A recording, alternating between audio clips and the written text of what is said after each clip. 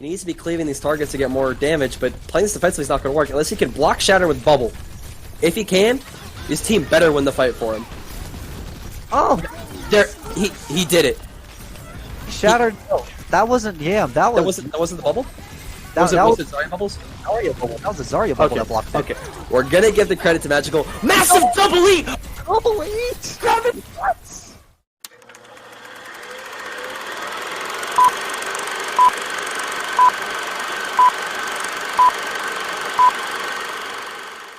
Hello everybody, welcome to the Countdown, the post-week 5, pre-week 6 show.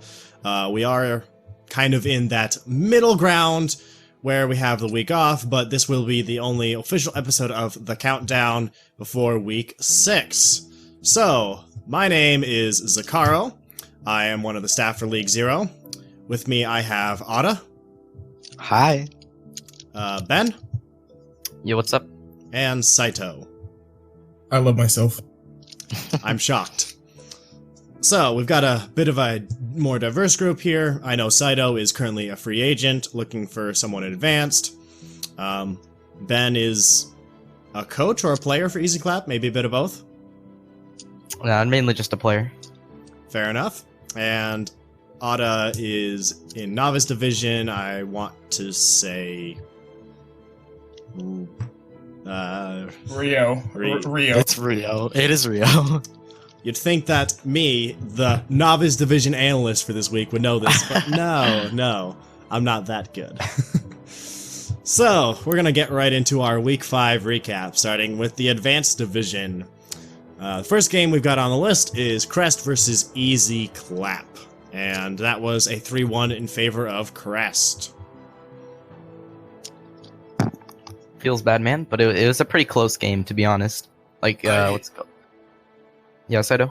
No, go ahead, Ben, I'll go after you. I was gonna say, like, we were all pretty, we felt like we could win that one, like, in the VC during that, like, it kind of came down to one fight at the end of Gibraltar, but, you know, that's just the way it goes sometimes. It was a really good game. I felt like it was a really close game, however, I felt like it was Crest and the lead foot the whole entire time for that. I felt like Easy Clap had a lot of ways to win that, but they just didn't ever capitalize on them. Yeah, that does make sense to me. For the only 4-0 of Advanced Division, we have Newt 4-0ing the Hangzhou Bark. Newt represent. So, definitely quite a turnaround for Newt, who, you know, just last week kind of just started their upwards trend, and now they have 4-0'd a team who was also, you know, kind of going on the up and up. And I think I fully admit, I'm pretty sure I predicted the Bark last week, and, well, I am obviously quite wrong on that one. I think Newt is going to be like last season's Easy Clap, where the moment they start getting that momentum, they're just going to keep going on with it. That could definitely be a thing. It will be interesting to see if they can keep that momentum through this week break and into the rest of the season. And the final game, we had Chengdu Chads versus Z9, which ended 3-1 in Z9's favor. Yeah, and Chengdu just continues their downward spiral. Yeah. Hopefully they can also use sort of the week break in the reverse of Newt to rebuild, restructure, and start pushing back forward. I would definitely like to see Chengdu get some more diversity in them instead of having to run 2 off-tanks every time, so that they can run a lot more diverse comps.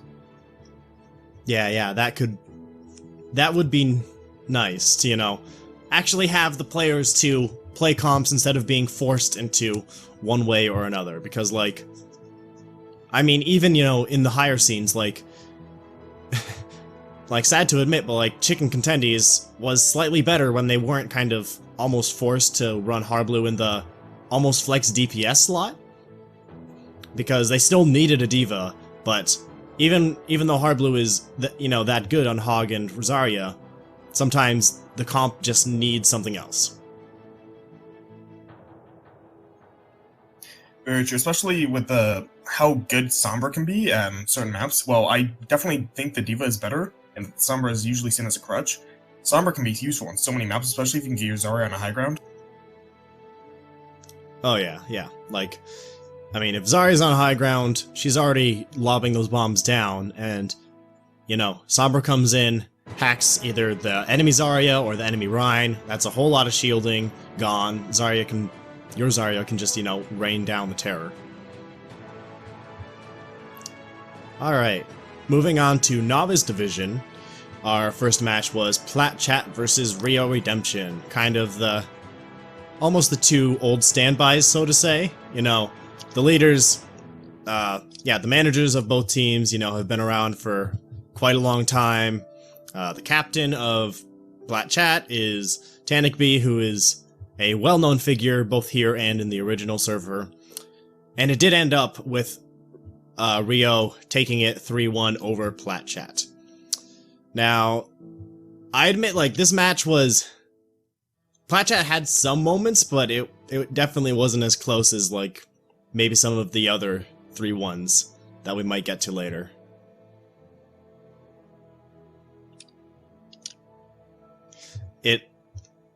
Like, Plat Chat, you know, you do definitely have your moments. Like, you know, sometimes you can just see that little spark of brilliance, and then something happens and it just crumbles back down, and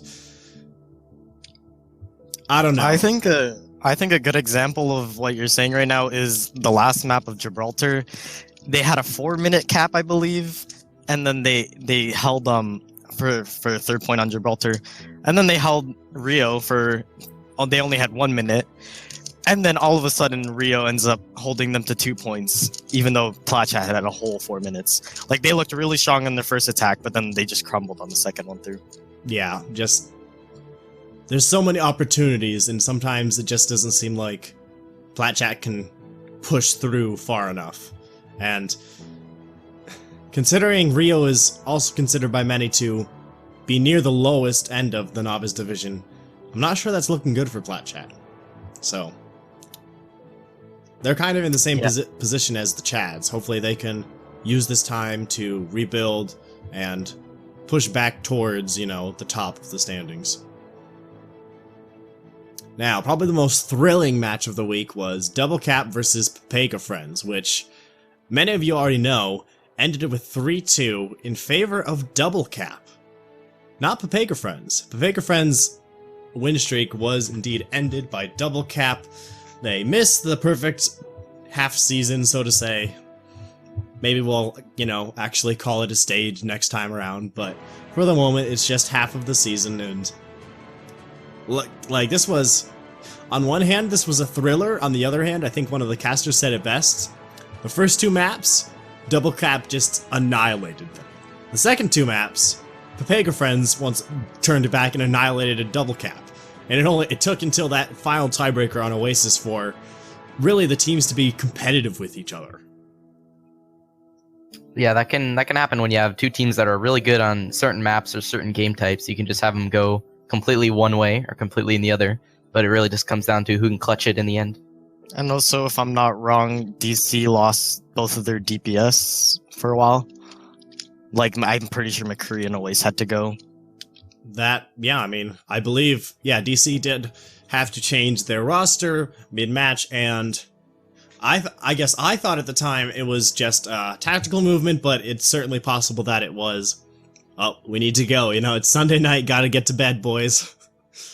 Yeah, I think tomorrow. that was the case. Which, At least, you know, is one of the downsides of having, you know, our 4-map plus a tiebreaker structure. When, if it goes that long, obviously, you know, sometimes your chances at winning can be put in danger somewhat.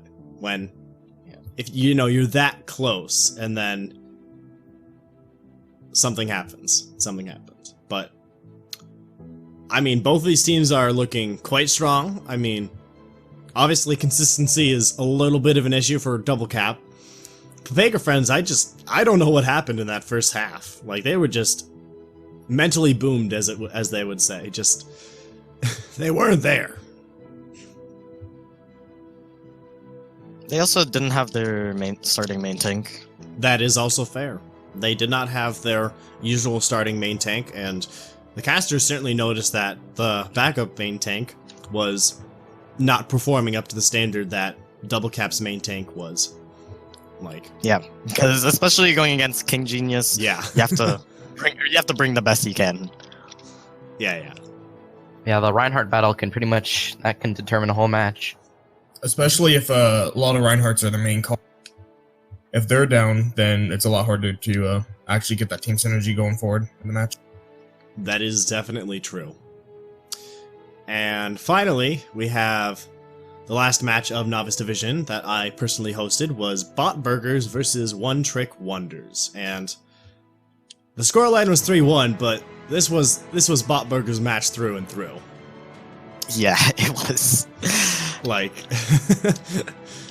the Bot Burgers took the first 3 maps very handily, and relatively speaking, the only reason that One Trick Wonders took that final map was because both teams kind of just had, yeah, let's not play goats anymore, and they just started playing DPS and such, and One Trick Wonders were able to kind of get the upper hand in that. Though I will note, earlier in the matches, Bot Burgers did pull out multiple different comps that weren't goats. Like, and I mean, we'll get into it later, but like, Bot Burgers definitely, like, they had comps that they wanted to run, like, on Hanamura, they ran Bunker, and when One Trick Wonders was like, huh, maybe we could do that. And then Bot Burgers is just like, we're just gonna run past you. Bye. Like, Yeah, that happened. I felt that one. like, not that One Trick Wonders didn't put up a fight, but it was definitely... Bot Burgers knew what they were gonna play, and I don't think One Trick Wonders knew quite as much what their game plan was for each map. I played in this game, so the thing that happened is, I think we knew what we wanted to play. Like, we wanted to play Bunker, and we knew if they had Bunker, we wanted to run Cyber Dive. Then what happened is our Bunker got absolutely rolled, which usually doesn't happen, especially against goats. And we were kind of like taken off and didn't really know what to do anymore. And then on our attack, we didn't have nearly as much time as them. So we didn't want to go Cyber Dive, because if we cap that first point, then we have no ults going into second, which was a big problem and one of the reasons why we called, what if we just do what Bot Burgers did and run underneath? Which did not go very well, but I think we did end up capping it. I'm not completely sure, I kind of forget. But yeah, it's just like... I do believe we had a game plan, and then we were like, we don't know if this game plan's gonna work anymore. Yeah, And then, that is fair. I mean, it can be tough when, you know, Hanamura is map 2, and, you know, you lost pretty badly on the first map, and it's not looking great. You just gotta figure out how to bring it back, and sometimes it's not enough to bring it back. Yeah. Alright, we're gonna hop onwards to Player of the Match. Now, as always, we only do Player of the Match for the winning team, but we do have a Player of the Match for, obviously, each match. So, in Advanced Division, for Crest, the Player of the Match was Buffalo. As I butcher that name. Every single week, I swear this has happened. You know what? I'm just gonna own it. So, Buffalo was the Player of the Match, and I'll turn it over to Cyto, our advanced analyst, to tell exactly why he deserved that Player of the Match. You could see the micros from Crest was very influative there. I don't know if exactly Buffalo was the best there for the Player of the Match. I think the tempo changes from their Lucio and their main tank really were carrying those fights for the most part. However, Buffalo was putting down a lot of damage, a lot of healing, and you could see his target focus was always on point with the rest of the team. Yeah, that's good. I mean, obviously, like, it was a team effort, but I mean, Buffalo was indeed, you know, the team voted MVP at the end. So, I mean, everybody... Buffalo is a fragger. He used to not stay a lot. I don't know if he does nowadays. He used to not stay a lot in scrims, but he has really good mechanics, and his target focus is always really good. So yeah, a little bit more of the kind of Jonak, hey look, I'm in the kill feed MVP style versus, you know, a little of the more quiet, you know, a main support or a main tank pushing the thing through, but definitely a strong player of the match. For I hate to be. Mind if I say something? Go for it. I hate to be contrarian to both of you, but if I had to pick a player of the match, I'd probably say Falcon, their diva player. He was probably, I don't know if he was the player of the match, but he was definitely the most clutch player on that team. He would always come up with some fat eats or bombs, like right at the decisive fights. Like he got like 3 eats on Dapper's Grass, right? Yeah, and also like he got the bomb right at the end that basically won them Gibraltar in the last fight. It was huge. There you go. Once again, you know, a little bit of Week of the Diva. We definitely have a lot of strong divas, both in Advanced and Novice Division. It's pretty interesting to kind of see that meta shift and evolve. For Newt Newt's player of the match, the official player of the match was Meta, and honorable mentions was EOC and Bun. Meta was very good. If you go to Hanamura, you can see that compared to their Zen, he was laying down a lot more damage. His Discord Orb was always on the right target, usually the Reinhardt at the beginning of the fight, and they were always able to get the damage out on the Rein right away, especially when they were walling him off. I think that was EOC on the May, correct? But they were just always on the right place at the right time and always laying down a lot of damage and getting a lot of their trans very fast there. So, a bit of a similar reason for Buffalo, but still, obviously, a strong flex support can, really lead you. Yeah, if you always have that trance or nano or whatever it is, those are team winning ultimates, team fight winning. You just win teams. And player of the match for Z9 was Swaggy Turtle with an honorable mention of Melon.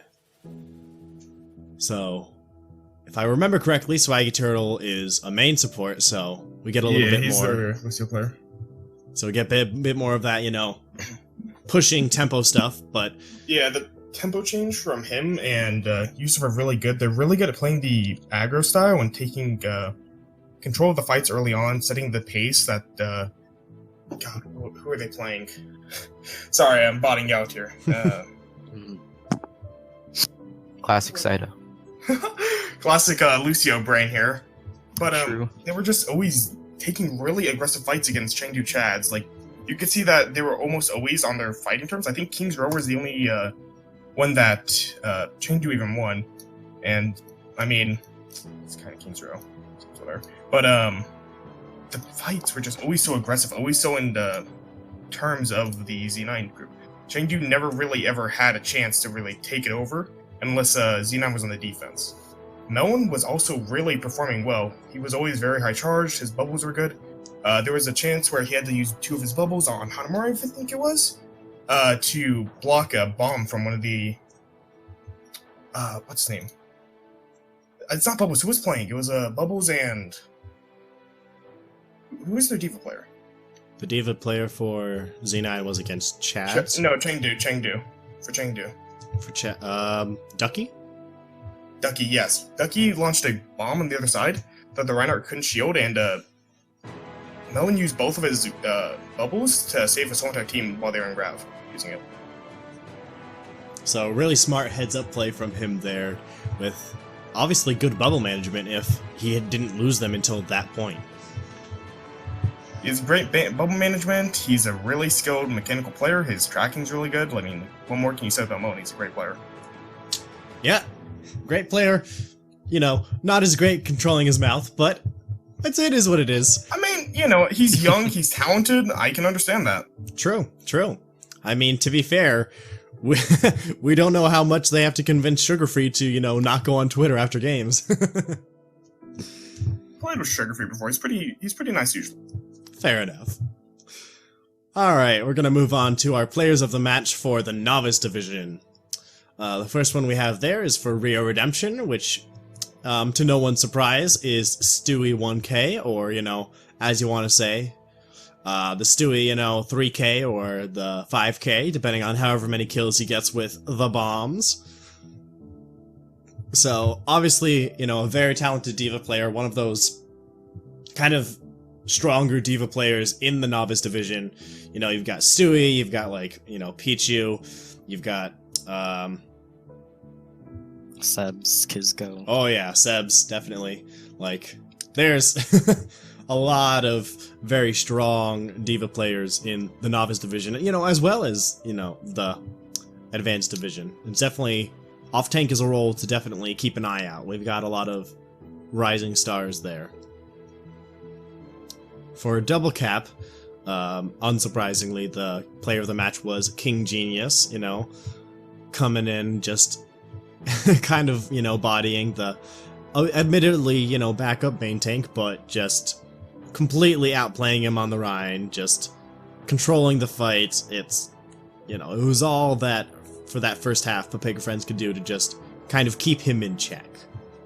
And then honorable mentions there go to Oasis and McRee, which, you know, they really helped Double Cap push forward on those first 2 maps before they had to go and cement the we only need one more map. And even though it did go to map 5, it wouldn't have gotten to map 5 if those 2 hadn't been there in the beginning. Yeah, I think like the big reason why an Oasis and McCree can be so good and why they're the other honorable mentions is because of King. Because King is just so aggressive, and then those 2 also have a really aggressive playstyle. So it's just like anytime you have King as player of the match, those 2 are also gonna end up shining with him.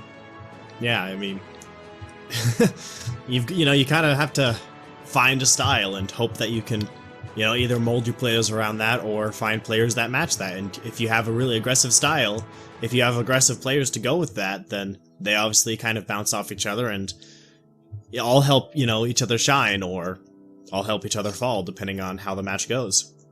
Yeah.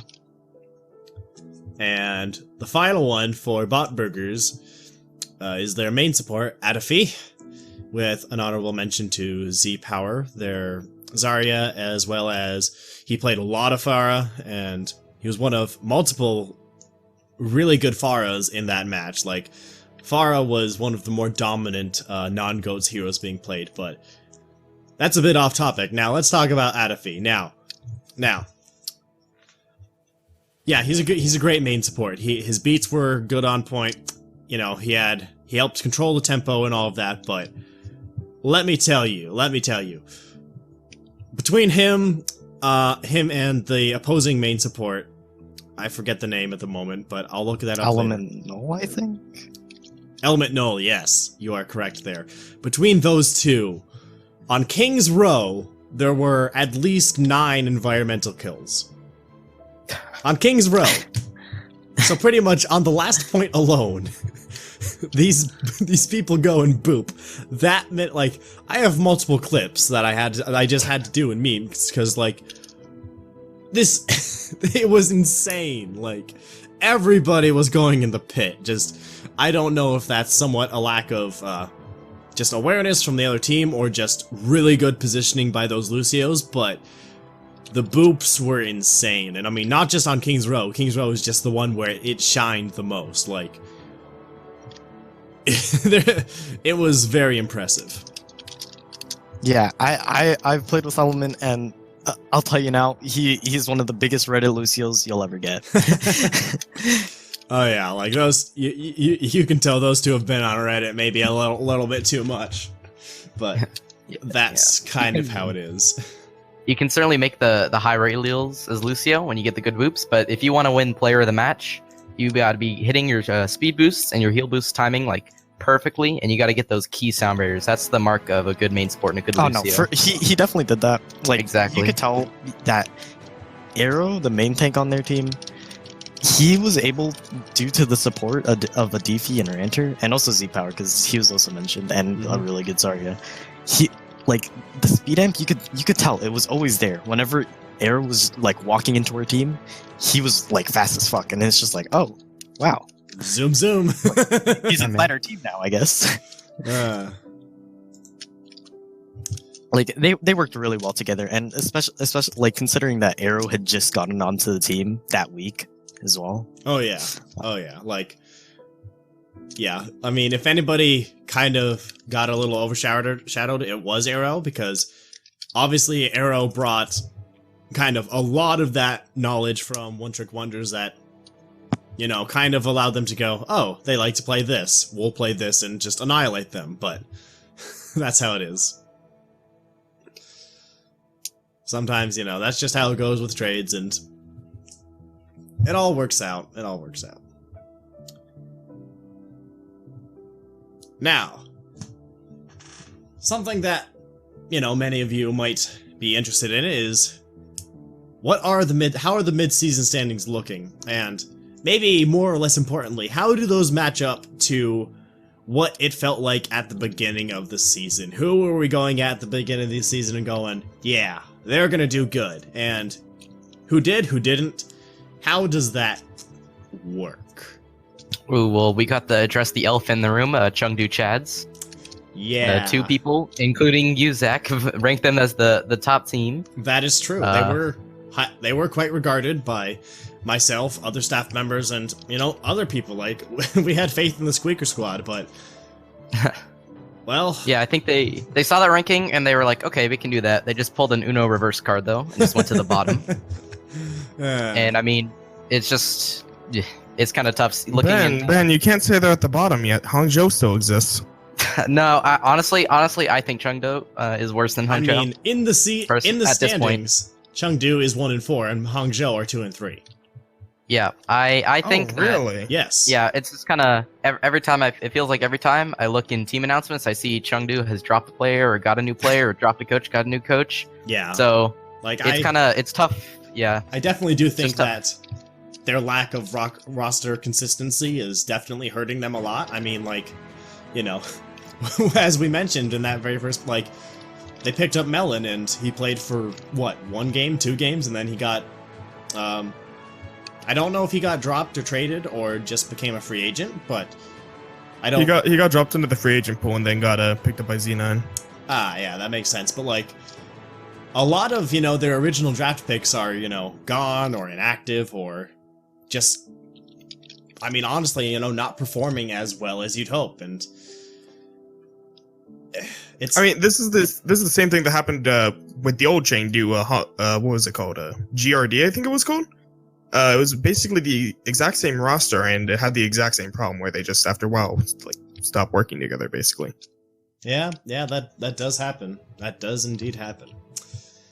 I mean, other than that, relatively speaking, I'd say that, you know, at least for Advanced, the rankings kind of hold up. You know, you've got Crest and Z9 at the top, which most of us agreed with, except for Acri, who, you know, he stated his reasons, and credit to Z9, they have gotten past a lot of that volatility, like, you know, like, for example, like, I mean, Adbon hasn't been, like, I mean, like, kudos to you, dude, you haven't, you know, haven't dropped the Adbon word yet, you know? Haven't gotten banned or anything, like, you know, kudos to Juice and the crew there, they are, you know, keeping a lid on it, even if they are, you know, steadily becoming Go Again, but, you know, it's fine.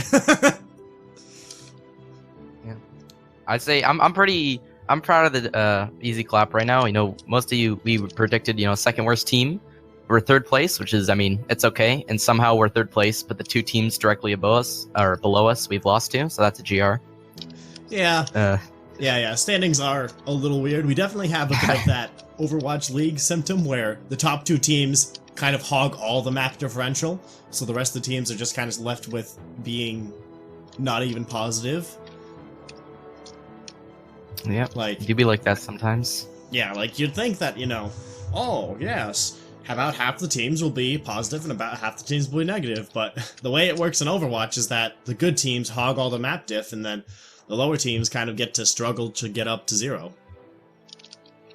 At least with the way that the Overwatch League and, as well, you know, how we are set up. So, something to look into? Maybe, but maybe not. But yeah, like, I do think that Advanced is definitely, it may look in line with the power rankings, but there's a lot of time for things to change. Like, you know, like Easy Clap is starting to turn things around, maybe. We'll see. I mean, you've got a rough week 6 against Z9, so.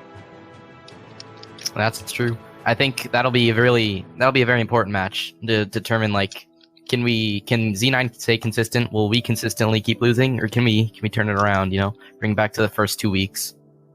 One of the things that I think is really interesting when you go back, the 3 Lucios that played in season 0 and like really excelled in there are in the top 3 teams or advanced this season. That is interesting. Chance from Crust, then there is Swaggy Turtle from old Easy Club, and then he eventually went to New York and a few other teams. And then the other one would be Basilisk from Platchat. Yeah, that is interesting.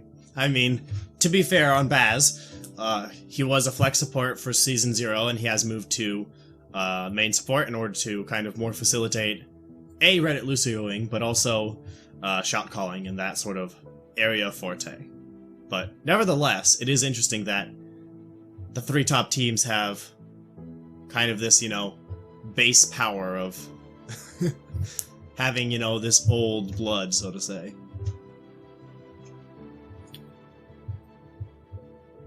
Alright, we're gonna go over to Novice, which is... I mean, it certainly isn't our predictions. I mean, I think we all said back then that we don't really know. So, like, our power rankings were kind of based on just conjecture, but it is interesting to see where people have gone up and down and all that. Like, hey, Bot Burgers happens to be 5th, even though, like, a lot of people predicted 5th. Isn't that interesting? But I think Yeah, Zach. Yeah. probably the big one. I do. Yeah, go ahead. I do not envy you, Zach, for your power rankings. Looking at them now, except for Rio, he got that one exactly right. Hey, I got something right. Feels weird, man. Alright. I mean, I fully admit I had a little bit too much faith in the old crew of Platchat, and I don't know, guys. Something's gotta change. I don't know what, but obviously it's not working. Like, I don't know if it's the players, I don't know if it's the coaching, I don't know. I'm not there. But I really do hope that you guys can turn it around somehow. I mean, that's the problem. Like, I want all these teams to succeed, but they can't. Like, I mean, Bot Burgers is... I think they're in the middle of a turnaround, and they're looking stronger. Especially, they've got Arrow now. They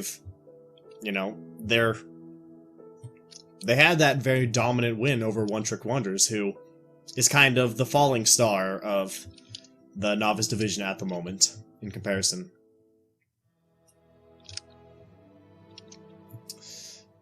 But I mean, like, Papega Friends, obviously they're kind of, the Shocker the Titans of Novice Division. They're only really rivaled by one team, but even so, there's 6. The map differential is 6 between Papega Friends and Double Cap, which is their next closest competitor. Like, there's a large void here. Yeah, I think Papega's like currently that far ahead of Double Cap because they're just that consistent.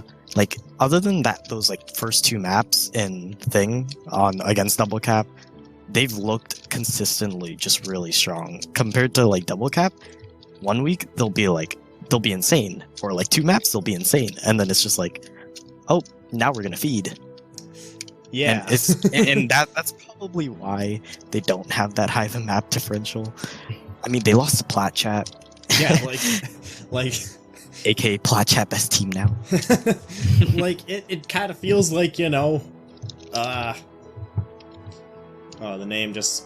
It kind of feels a bit like the Boston Uprising. Like, you lose to Platchat 1 week, and then you go and beat Papega Friends. Like, what are you doing? It's like the Boston Uprising beating the Gladiators and then going and losing to the Justice. Like, nobody's really sure how it happened, but it sure did happen.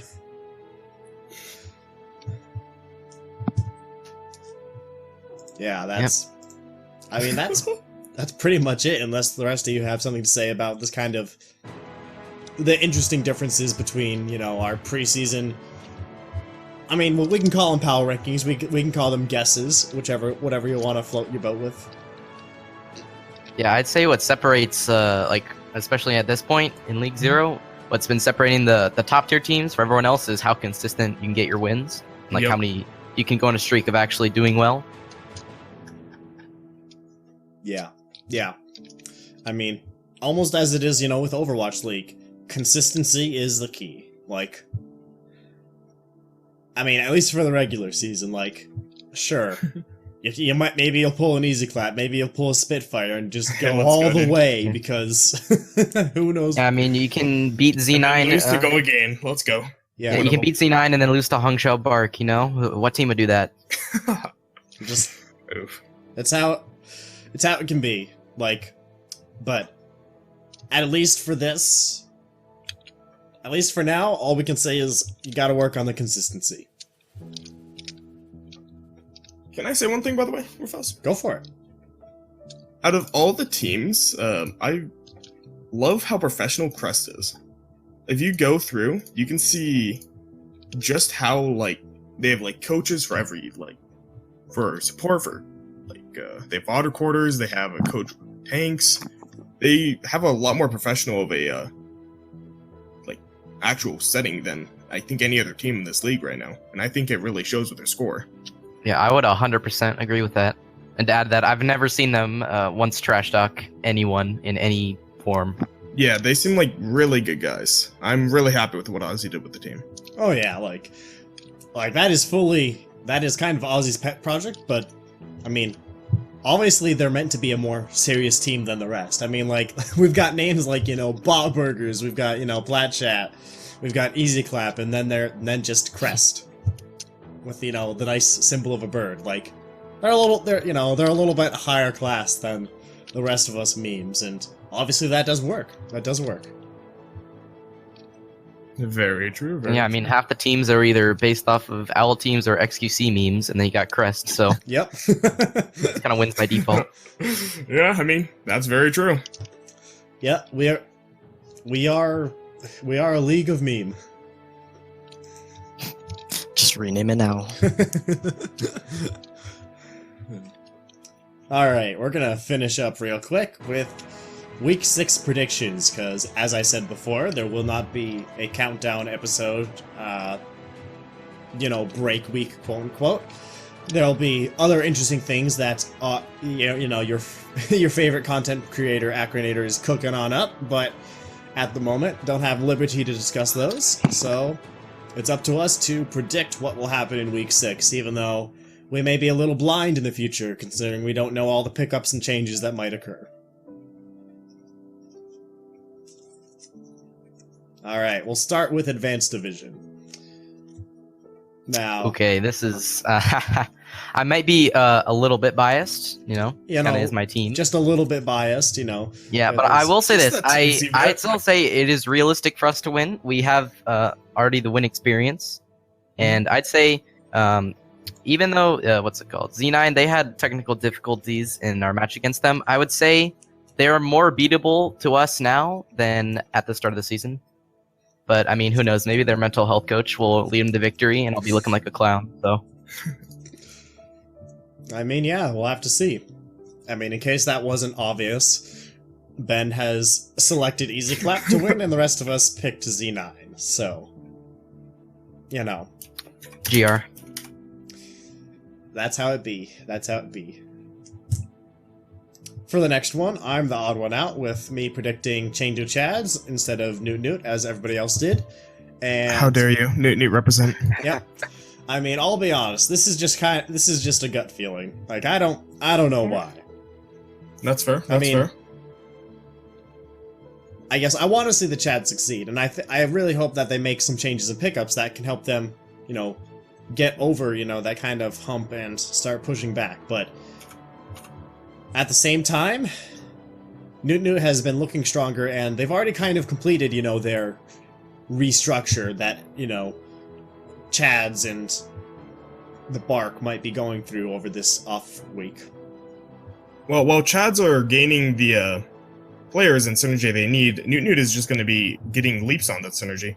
They've already got their players that they need. They just need to get better with them. That is entirely fair. That is fair. Yeah, I'd say if Chengdu's gonna win this game, they're gonna just need to have just pop off. Everyone needs to be hot and just come in and be absolutely rolling. Because right now I think Newt is becoming a lot more consistent. That's true. And speaking of consistent, we have Crest versus the Hangzhou Bark, and we have unanimously chosen Crest because, you know, it's the most consistent team, relatively speaking, versus one of the least consistent. It's like, look, we love you, Bark guys. We love you, but Crest has been, you know, just consistently strong, and obviously we all think that that'll win it out in this match. I would love to see Hangzhou win this match. That would be quite amazing. Would be pretty cool. That would be legendary. That would be interesting. While I would love to see that outcome, I don't think it will, unfortunately. That is also Yeah. fair. Onwards to the novice division. So, the first match we have is Pepe Friends versus Flat Chat. And we have unanimously gone with Pepe Friends for obvious reasons. Like, I feel bad, Flat Chat. Like, I like you guys. I do. I like, you know, I like your players, I like your management, but there's a lot of rebuilding you need to do, and it's gonna hurt to go against, you know, Mr. Number 1. Week 1, it's probably still in the middle of a rebuild. Yeah, this is not. I don't think Yep. they can pull it back that quickly. Yeah, this is Hangzhou Bark versus Crest for novice. So Yeah. again, that would be a nice upset win, but I think it's Pepe clap all the way. Yep. Our second matchup is Double Cap versus One Trick Wonders. And I believe we have unanimously gone with Double Cap because, well, Double Cap is obviously, you know, kind of on the rise and looking pretty strong, and One Trick is kind of the opposite. They're kind of going down a bit. Like, they recently lost Arrow, you know, their star main tank, you know, the one they picked up first, and that's gotta sting a little bit. They also lost the previous captain, Sinop, and they traded for Warner, switching me out for that. True. They are. There's a lot of changing going on, and Yeah. it'll be interesting to see if they can pull it together enough to Reverse sweep again. to pop it back in. And what I think is probably going to be the most interesting match of the week is Bot Burgers versus Rio Redemption. Now I guess the best way to put this is two teams that both want to be on the up. This is two teams that have a lot, you know, this could kind of show, you know, who might be third. Or, you know, maybe even second, depending on how it goes for Double Cap. Like, there's a lot riding on this game. Like, it's gonna be one to watch. I believe we are split down the middle. I mean, in a shocking turn of events, Otta has predicted Rio, his new team. And Ben has also predicted Rio, and Cyto and I have gone with Bot Burgers. And I guess my reasoning is just Bot Burgers' win over One Tricks was a lot stronger than Rio's win over Flat Chat. Like, somewhat they were some of the same caliber, but I guess the main difference for me is Rio won when Flat Chats made mistakes more often, and Bot Burgers won because they forced One Trick to make mistake, or they just forced something more instead of... They took more of the initiative, and I think that'll help them out in this head-to-head matchup of, you know, the kind of mid-table looking to be high-table. Yeah, I would say Bot Burgers are the team that's kind of trending upwards more, but I'm going for the safer option, which would be Rio, who've been generally more consistent. That is fair. I just think Yeah, true. I mean, if you look at captains and managers chat, that is the exact reason why I think Bot Burgers was win right there, Zach. That is fair. I will have to look at this after the recording is done. Because at the moment, I'm getting all the bubbles to make sure that, you know, people actually understand who's talking. And Understandable, understandable. And I mean, also, that Cyto's profile picture has been changing constantly throughout this entire countdown. So, with that, that ends another episode of The Countdown. Thank you very much for watching and or listening, probably just listening. But, well, it's the bye week. Look forward to, you know, all that interesting content that Acronator will be cooking up. Once again, I'm your host, Zakaro. Otta, any shoutouts you want? I would like to say we've officially named Grape Cake as the backup to our backup Rotate. Rotate is actually a support player, but he's now not officially our backup main tank. We just want to forever bench Grape. All I can say to that is just, ooh! Ben, any last questions, not questions, statements, things? I'm great at talking. Shout out to myself, best player in League 0 by far, no cap. But actually though, real shout out to our coach, Caesar Salad. He's a 5-head, and even though we've technically lost all our games since he joined, he's been helping the team alive. He's a big brain guy. Big brain. And Cyto. The biggest. I would like to give a shout out to Hedwig for sticking with Hangzhou, even though there's been a lot of problems and they've been mid to bottom tier team for a while now. Some real tenacity you got, man. Indeed, indeed. I mean, yeah, like, it takes guts to stick with the team, even if it's going up and down and all around. Alright, thank you all for watching. Subscribe, hit the bell, I guess. I don't know. Like, comment, just whatever. You know the drill. You've watched a million YouTube videos, you've heard it a million times. Thank you. Hug your mother if you have one. True. That's a good point. If you don't have one, I'm sorry. Hug your dad. Also, yes, hug your dad. If you don't have one of those, I'm really sorry. We've made Double unlucky. We've made a terrible mistake. Oh my god. Have a good night.